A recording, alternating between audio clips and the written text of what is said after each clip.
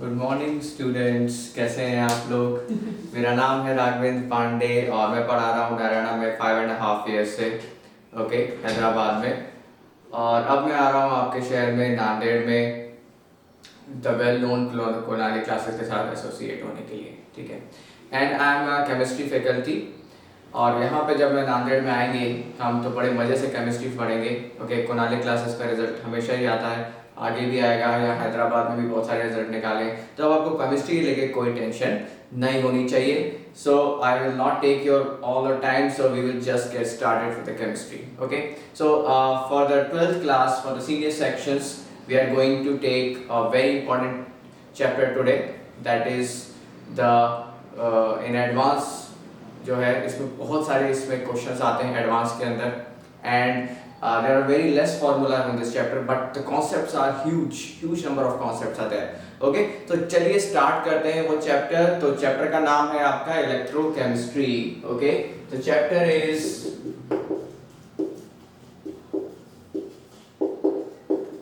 Electrochemistry okay students. तो electrochemistry chapter है okay. तो इलेक्ट्रोकेमिस्ट्री बेसिकली आपको यहाँ पे दो वर्ड दिख रहे होंगे, इलेक्ट्रो एंड केमिस्ट्री। तो हम यहाँ पे क्या करते हैं, इलेक्ट्रिक करंट पास करते हैं जो हमारे सॉल्यूशन है। सॉल्यूशन में आयन भी हो सकते हैं, मोल्टन मेटल भी हो सकता है, और फिर हम देखते हैं क्या फिजिकल और केमिकल चेंज होते हैं करंट पास करने से okay. So that is basically electrochemistry. अब इलेक्ट्रोकेमिस्ट्री जो है जब हम हायर लेवल एडवांस लेवल तक पढ़ते हैं तो उसमें काफ़ी सारी चीज़ें आती हैं ओके। जो आपने कुछ तो आपने बहुत छोटी क्लासेस में पढ़ी हुई, जैसे इलेक्ट्रोलिसिस ऑफ वाटर वो सब है, तो आपको थोड़ा सा आइडिया होगा क्या होता है, और उसके आगे भी काफ़ी सारी चीज़ें हैं। अब क्या है, इलेक्ट्रोकेमिस्ट्री बेसिकली दो पार्ट्स में डिवाइडेड है। एक तो है कंडक्शन वाला पार्ट, जहाँ पे हम देखते हैं कि आयंस कंडक्ट कैसे करते हैं और उनके कंडक्शन पे डाइल्यूशन और टेम्परेचर और अदर जो फिजिकल चेंजेस है उनका क्या इफेक्ट आता है। और जो दूसरा पार्ट है that is the part of the cells and the batteries okay। There we will study the electrochemical cell, electrolytic cell okay। तो एक कंडक्शन वाला पार्ट हो गया, एक सेल्स एंड बैटरीज वाला पार्ट हो गया okay, जिसमें हम इलेक्ट्रोड पोटेंशियल और तमाम तरीके की चीजें उसमें पढ़ते हैं okay। तो पहले हम कंडक्शन वाला पार्ट लेते हैं, पहले हम देखते हैं कि कंडक्शन कैसे होता है, उसके बाद हम सेल्स एंड बैटरीज वाला पार्ट लेंगे okay। So let's get started with the conduction। So electrochemistry में जब हम कंडक्शन को लेते हैं okay, तो इलेक्ट्रोकेमिस्ट्री में जब हम कंडक्शन को लेते हैं तो कंडक्शन बेसिकली है क्या। तो कंडक्शन आप लोगों ने पहले से सब लोग जानते हैं कंडक्शन क्या है, क्योंकि वायर में हम छोटी ही क्लासेस में पढ़ते हैं कि जो मेटल का वायर होता है, कॉपर ले लें, एल्यूमिनियम ले लें, सिल्वर ले लें, तो उनमें से इलेक्ट्रिसिटी फ्लो होती है, वो कंडक्ट करते हैं okay. Metals are good conductor of electricity. अब कंडक्शन बेसिकली है क्या, जब हम उसमें कोई भी वायर ले लेते हैं और पोटेंशियल अप्लाई करते हैं, मतलब उसको इलेक्ट्रिसिटी के सर्किट के साथ जोड़ देते हैं, तो वहां पे हमें इलेक्ट्रॉन्स का फ्लो मिलने लगता है। मतलब इलेक्ट्रॉन एक टर्मिनल से दूसरे टर्मिनल पे जाते हैं। इलेक्ट्रॉन नेगेटिवली चार्ज होते हैं तो नेगेटिव टर्मिनल से रिपेल होकर वो पॉजिटिव टर्मिनल की तरफ जाते हैं, और जब ये इलेक्ट्रॉन का फ्लो होना स्टार्ट होता है तो इसको हम क्या कहते हैं, करंट कहते हैं। लेकिन जो करंट है वो इलेक्ट्रॉन के फ्लो की अपोजिट डायरेक्शन में होता है। तो ये बेसिकली जो मेटल का कंडक्शन है वो आप सब लोग जानते हैं। तो मेटल के कंडक्शन को ही हम बेसिस लेते हुए आगे फिर हम बढ़ते हैं सॉल्यूशन के कंडक्टेंस पे। तो सबसे पहले मेटल के कंडक्टेंस को थोड़ा सा डीपली समझ लेते हैं और उसके बाद हम बात करेंगे सॉल्यूशन के कंडक्टेंस की। तो let's get started with the conduction. तो पहला जो हमारा इसमें कॉन्सेप्ट आएगा, conduction in the metal wire okay. Conduction in metal wire, conduction in metal wire. तो कंडक्शन इन मेटल वायर क्यों होता है, because of flow of electrons. Flow of electrons की वजह से होता है, कोई नई चीज नहीं है, पता है आपको, फ्लो ऑफ इलेक्ट्रॉन्स की वजह से कंडक्शन होता है मेटल वायर के अंदर okay. So that is the thing, flow of electron हो रहा है, ठीक है भाई, कोई प्रॉब्लम नहीं है। और ये फ्लो ऑफ इलेक्ट्रॉन कब होगा, जब हम इसमें पोटेंशियल डिफरेंस अप्लाई करेंगे, इसको किसी बैटरी के साथ कनेक्ट कर देंगे या फिर जो घर में इलेक्ट्रिसिटी आ रही है उसके साथ हम कनेक्ट कर देंगे। So that is the flow of electron. अब आगे देखते हैं, इसके अंदर एक हमारा जो ओम्स लॉ है वो आप सब लोग जानते हैं, ओम्स लॉ। सो ओम्स लॉ क्या होता है, V is equal to I R, ठीक है, ये सब 9-10 में पढ़ चुके हैं। V क्या है यहाँ पे, वोल्टेज है, okay, V is voltage, I is current, और R क्या है, R बहुत ही इंपॉर्टेंट है यहाँ, ठीक है, R है हमारा resistance, R is resistance, okay, R यहाँ पे हमारा रेसिस्टेंस हो गया, ठीक है। अब ये रेसिस्टेंस को हमें काफी ज्यादा डिटेल में पढ़ना है कि रेसिस्टेंस क्या है। तो जैसा कि नाम इसमें दिख रहा है रेसिस्टेंस, तो रेसिस्टेंस का मतलब रुकावट, ओके, रेसिस्टेंस का मतलब रुकावट, एक उसके अंदर हमारा ऑब्स्ट्रक्शन, ओके। तो रेसिस्टेंस मतलब ऑब्स्ट्रक्शन या रुकावट। तो ये ऐसे रुकावट आने की जरूरत क्या है, इलेक्ट्रॉन तो फ्लो हो रहे हैं, क्या प्रॉब्लम है भाई, तो इसमें प्रॉब्लम आती है जब इलेक्ट्रॉन फ्लो करते हैं, और क्योंकि इलेक्ट्रॉन एक रेंडमली फ्लो कर रहे हैं वहां पे, तो वहां पे कोलिजन होना स्टार्ट हो जाता है। तो अब यहाँ पे जो रेसिस्टेंस है, रेसिस्टेंस जो हम वर्ड लेते हैं उसका मतलब जो यहाँ पे लिटरल मतलब है, दैट इज योर रेसिस्टेंस को अगर हम लें तो रेसिस्टेंस क्या हो जाएगा, obstruction in the flow of current, okay, resistance क्या हो जाएगा, obstruction in the flow of current, okay, current के जो फ्लो है, तो ओके ये हो जाएगा, ठीक है। तो resistance is obstruction in the flow of current, okay. So flow of current में रेसिस्टेंस का ये ऑब्स्ट्रक्शन देगा रेसिस्टेंस। और क्यों देता है, why there is obstruction, so resistance, okay, resistance is due to collision of electron in the metallic wire, okay, resistance is due to resistance is due to collision of electron in metallic wire, okay, metallic wire में collision अगर electron का हो रहा है तो वो क्या आएगा, हमारा रेसिस्टेंस हो जाएगा, दैट इज द रेसिस्टेंस। अब कोलिजन होने से प्रॉब्लम क्या है, कोलिजन होने से करंट कैसे कम हो जाता है, तो देखो उसमें अगर इलेक्ट्रॉन जो फ्लो कर रहा है, ठीक है, इलेक्ट्रॉन जब फ्लो कर रहा है तो करंट की डेफिनेशन क्या है वो इंपॉर्टेंट है, ठीक है। करंट की जो डेफिनेशन है I is denoted by current, that is given by Q by T, Q is the charge, T is the time, सबको मालूम है, छोटे क्लासेस में सबने पढ़ा है।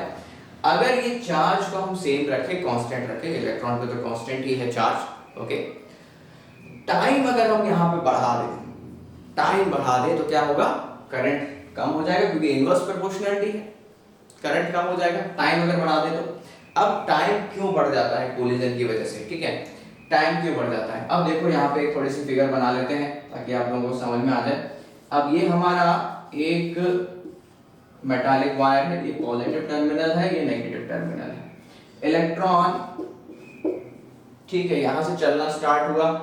अब एक कंडीशन में इलेक्ट्रॉन सीधे यहां आया, ठीक है, नेगेटिव से पॉजिटिव टर्मिनल में टाइम t में, टाइम t यहाँ पे, ओके, टाइम t में ये नेगेटिव से पॉजिटिव टर्मिनल आया, ये लेंथ l को कवर कर रहा है, बड़े आराम से समझेंगे, एकदम फील करके, कोई दिक्कत नहीं है। l लेंथ को कवर करने में इसको टाइम t लगा, वो कितना भी हो सकता है, हमें उससे कोई मतलब नहीं है। लेकिन अगर ये इलेक्ट्रॉन कोलाइड करता है, एक ऐसी कंडीशन जहां पे इलेक्ट्रॉन्स का कोलिजन होने लग जाए, ठीक है, अब यहाँ पे तो कोई कोलिजन हमने देखा नहीं, सीधे चले गए, कोई प्रॉब्लम नहीं है।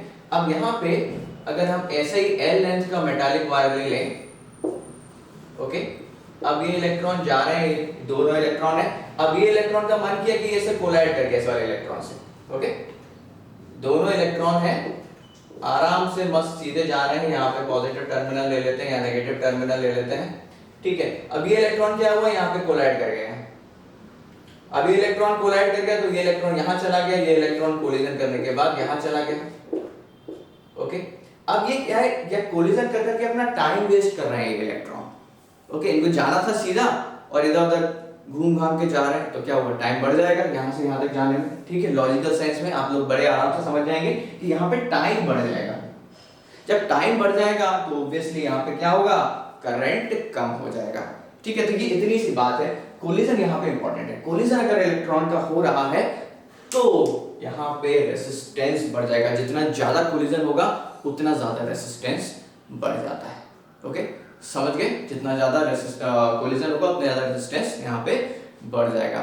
ठीक है, तो ये इंपॉर्टेंट है प्रॉपर्टी इसकी। ठीक है, इंपॉर्टेंट प्रॉपर्टी है। जब फिर जिसमें सुपर कंडक्टिविटी पढ़ेंगे तो उसमें आप पढ़ेंगे कि कोलिजन नहीं होता वहां पे। सब लोग सारे इलेक्ट्रॉन जो है एक सिंगल लाइन में, स्ट्रेट लाइन में चलते चले जाते हैं विदाउट कोलिजन। ठीक है, तो खैर वो एक अलग कॉन्सेप्ट हो गया, सिर्फ आपकी जानकारी के लिए मैंने बताया।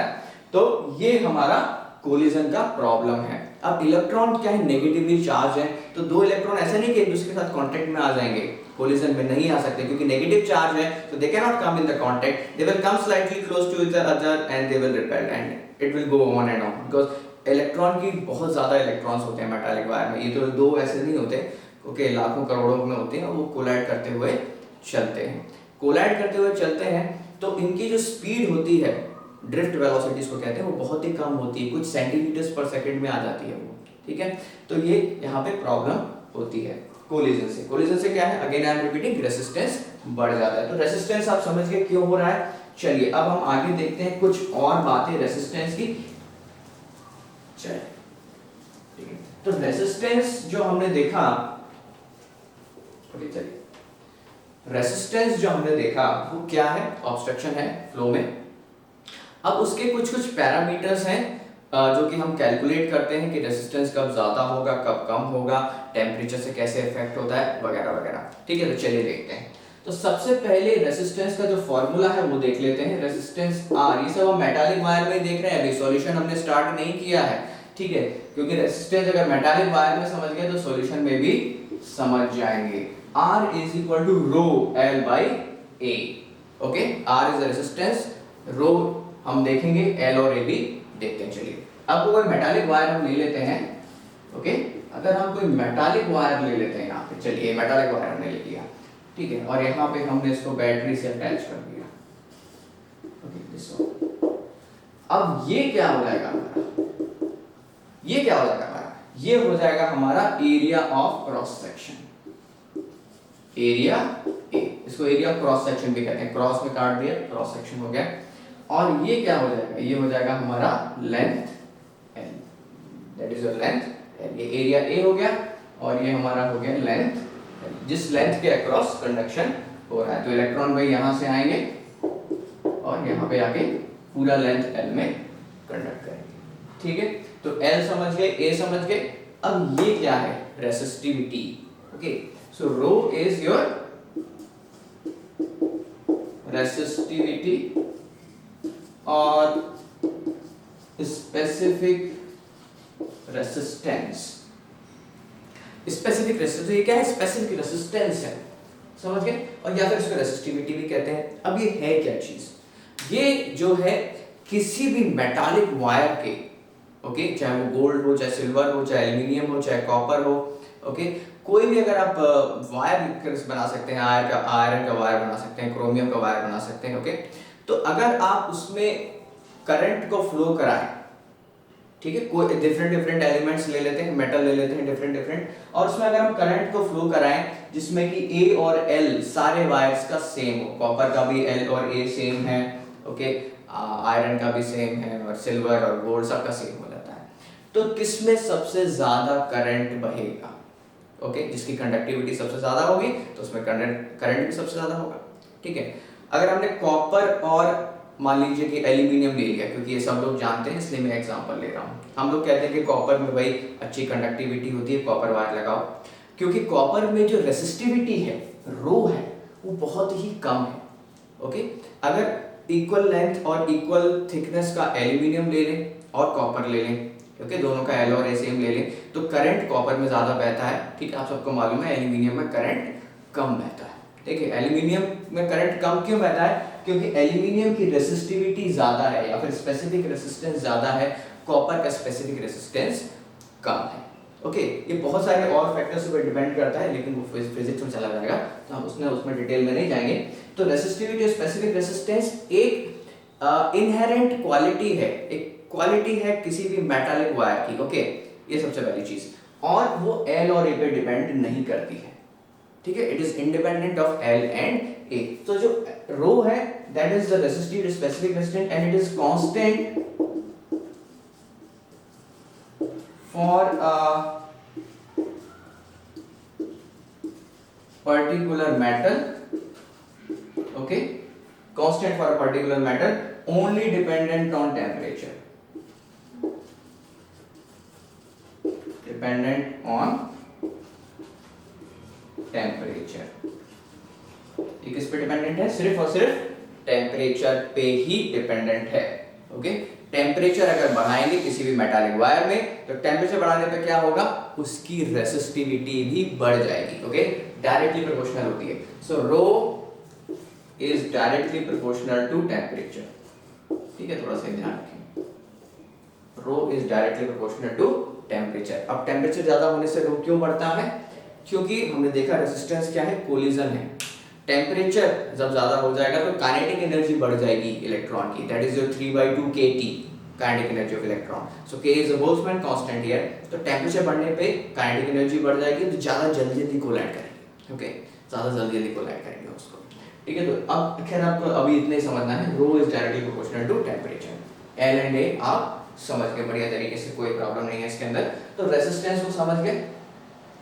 अगर ए कम होता है यहाँ पे, A is very less, तो रेसिस्टेंस उस वायर का काफी ज्यादा कमजोर पड़ जाएगा, सॉरी A अगर बढ़ जाएगा तो ठीक है रेसिस्टेंस जो है उसमें कम हो जाएगा। लेकिन अगर A जो है, A का जो थिकनेस है, अगर A जो है मतलब थिकनेस जो है अगर वो कम हो जाता है, पतला सा वायर आप बना देते हैं तो उसका रेसिस्टेंस क्या है, काफी ज्यादा बढ़ जाएगा। बहुत पतला वायर बना देते हैं तो उसका रेसिस्टेंस क्या होगा, काफी ज्यादा बढ़ जाएगा, ठीक है दोस्तों। अब इसमें आपने देखा होगा टंगस्टन फिलामेंट, जो पीले कलर के बल्ब आते थे पहले, आजकल तो CFL आ गया है और तमाम तरीके के LED वगैरह आ गए हैं, लेकिन पहले जो पीले कलर के बल्ब आते थे तो उसमें जो टंगस्टन का फिलामेंट होता था, जो टंगस्टन का फिलामेंट होता था वो बहुत ही पतला होता था, इतना पतला, अगर आपने देखा होगा तो मकड़ी का जो जाला होता है उतनी बराबर उसकी थिकनेस होती थी। तो मकड़ी का जाला कितना पतला होता है, उसका एरिया जो है क्रॉस सेक्शन भी पतला हो जाएगा, रेसिस्टेंस बहुत ज्यादा बढ़ जाएगा। जब रेसिस्टेंस बहुत ज्यादा बढ़ जाता है तो क्या होगा, उसमें ऑब्स्ट्रक्शन ज्यादा होगा, तो सारा का सारा जो करंट है वो किसमें कन्वर्ट हो जाएगा, हीट और लाइट में। तो वो हमें दिखता है गर्म हो जाता है बल्ब और लाइट तो हमें दिखती है, ठीक है। तो इतना आप समझ गए मेटालिक वायर में। तो अगले क्लास में हम डिस्कस करेंगे सॉल्यूशंस के बारे में, ठीक है, अगली क्लास में हम डिस्कस करेंगे सॉल्यूशंस के बारे में। इसको पढ़ लीजिएगा एक बार फिर से। तो अगर इस सॉल्यूशंस में हम इसको डिस्कस करेंगे, सेम चीज है, बस उसको सॉल्यूशन में ले लेंगे तो आपको बढ़िया तरीके से समझ में आएगा। आई होप ये क्लास आपको समझ में हो गई। So bye students, best of luck for your class, okay.